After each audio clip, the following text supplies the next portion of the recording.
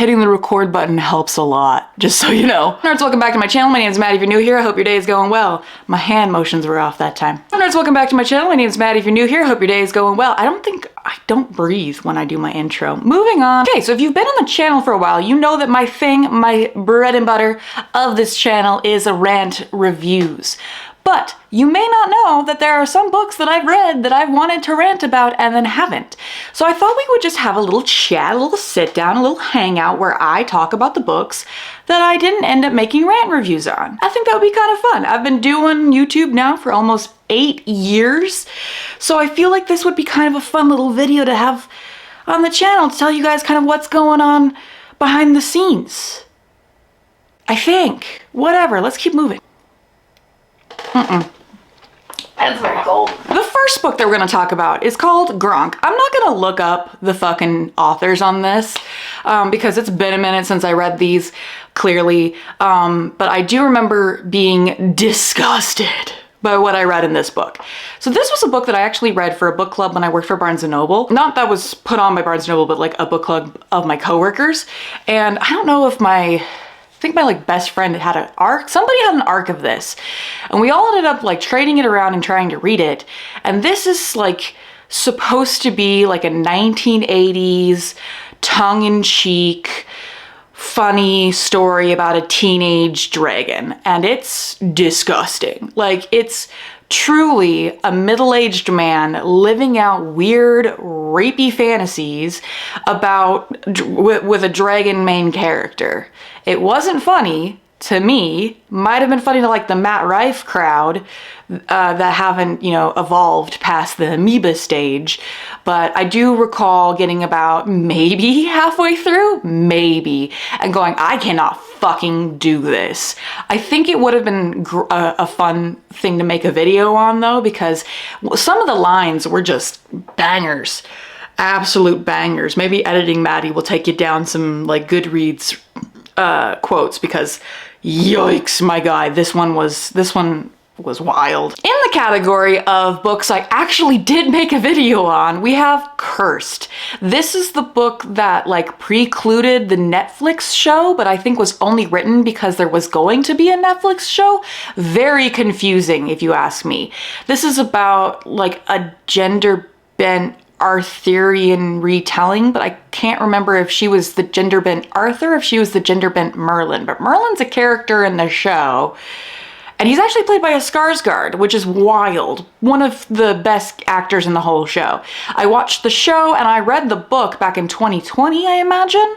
I made a whole fucking video, like filmed it and everything, went to edit it, couldn't do it. Lost all steam on the project, hated everything to do with the entire situation, and decided to scrap the whole thing. I don't exactly remember why I decided to scrap the whole thing. Like, it was definitely not like egregious enough for me to feel like there was a warrant or an audience for that type of content, but it had all the trappings of strong female character and like plot conventions that are too easily resolved. It was just really boring. And honestly, the funniest part about this is where I think I originated the Netflix shot. Anytime you watch any streaming service and they have a drone shot staring straight down at someone, it's a Netflix shot. I've coined it. I don't know if anyone's noticed it, but it became very prevalent in this era of filmmaking, and it was just very much annoying to see every single fucking show have a drone shot. It must have been cheap. I don't know. Moving on. Pterodactyl Boyfriend. This is another one that I meant to make a video on, but is so bad that I couldn't do it. My cat wants it. Everybody meet Sloane.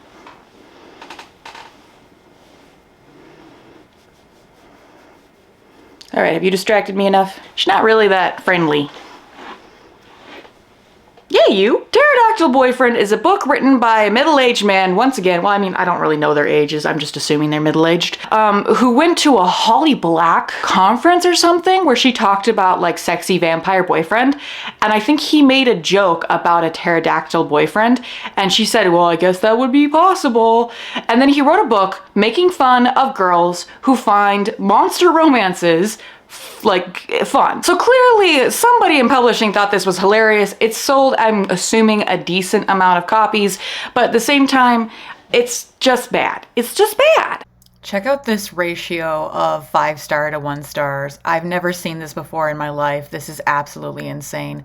And they're all right. This book is absolute garbage. The next one on the list is one that I find fascinating because it's Merciless by Daniel Vega, which is a name I just like pulled out of nowhere. So this was basically a really big series when I started YouTube. This is, as it was blurbed to be when it first came out, like Stephen King meets Mean Girls. And that was something that I was thoroughly intrigued by because I think I had just read My Best Friend's Exorcism by Grady Hendrix, which is still a book that I really, really enjoyed. But this one was a different take on that whole concept. This is about a girl who goes to a new high school, who ends up being bullied by the mean girls there, and then they end up in a abandoned house, and they trap themselves in and then just try to kill each other.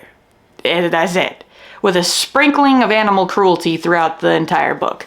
I don't think there's an actual plot. It just felt like torture porn to me. There's a bunch of like mutilation scenes and sequences.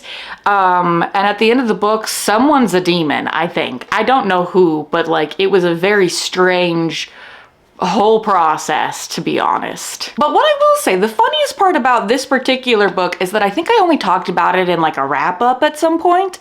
I posted a selfie on Instagram, which at that time I think was my personal Instagram. I don't think I'd actually talked about books on there at all. And the author commented on that Instagram with like 3 skull emojis on the selfie. The selfie had nothing to do with her book, and somehow, some way, she left those comments. I'm not saying that there was any like hinkiness going on. I never heard from her again. I didn't read any more of the series, and obviously I didn't make a video. But that was definitely spooky. It was pretty spooky. Kings of the Wild by somebody. This is another one of those books that I wanted to like. I really wanted to like this. I got about 1/3 of the way in thinking I really liked it, and then all of a sudden it took a fucking nosedive.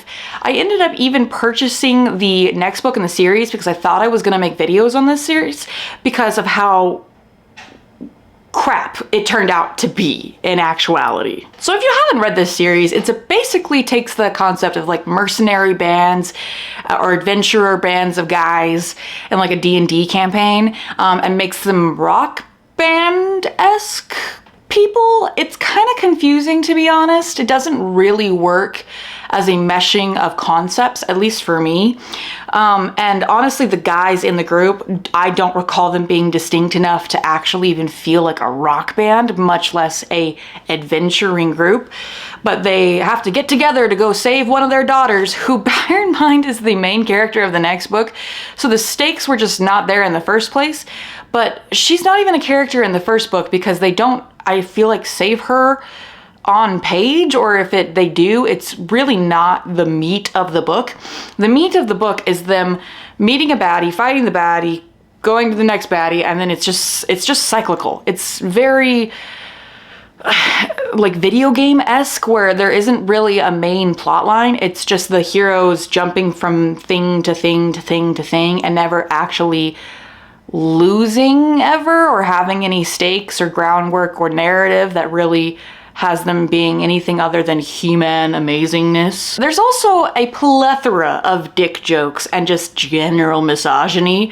And I think that where I ended up losing patience for it was when there was a zombie, I think with like a permanent erection or something like that. It's been a minute since I read this book, if you couldn't tell, but like I definitively planned on making a video for this book because I was so pissed off after reading like a small part of it and then the rest of it being absolute trash. I even tried reading the sequel, and the sequel's about women, and that one, as well as you can imagine. Finally, we're gonna talk about The Queen of the Teerling. This is the book, if you've been on the channel long enough, you know this is the book that made me find YouTube, BookTube. I had been on YouTube, starting over. But Queen of the Teerling. If you've been on the channel a while, you will know this is the book that actually had me finding BookTube. Why can't I say this phrase? This is the book where I read it, hated it so much, I found reviews about this book on YouTube. They were all glowing. Everyone seemed to like this book when it came out. I fucking hated it. I remember I picked this up when I worked for Barnes & Noble because the blurb said Hunger Games plus Game of Thrones. Looking back is